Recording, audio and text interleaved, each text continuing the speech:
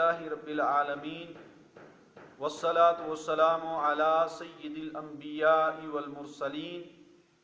وعلی آلہ واصحابہ اجمعین۔ ناظرین و سامعین، آج کی گفتگو کا موضوع ہے اللہ کے محبوب بندے کی نشانیاں کیا ہیں۔ حضور سیدنا غوث اعظم رضی اللہ تعالی عنہ آپ نے غنیۃ الطالبین کے اندر اس بات کو لکھا، فرماتے ہیں کہ اللہ تبارک و تعالی نے بعض صدیقین کو بذریعہ الہام یہ بتایا ہے کہ میرے کچھ بندے ایسے ہیں جو مجھ سے محبت رکھتے ہیں اور میں ان سے محبت کرتا ہوں، وہ میرے مشتاق ہیں اور میں ان کا مشتاق ہوں، یعنی وہ میری ملاقات کے خواہش مند ہیں اور میں ان کی ملاقات کا خواہش مند ہوں۔ اللہ تبارک و تعالیٰ فرماتا ہے وہ میری طرف دیکھتے ہیں اور میں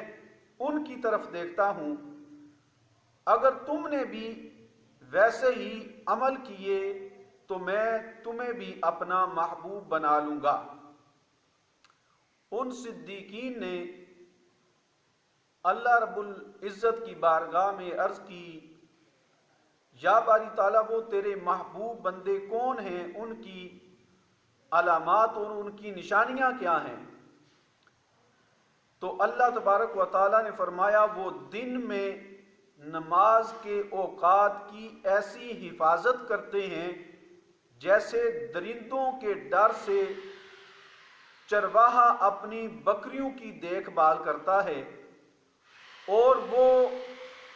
سورج کے غروب ہونے کے بڑے خواہش مند ہوتے ہیں جیسے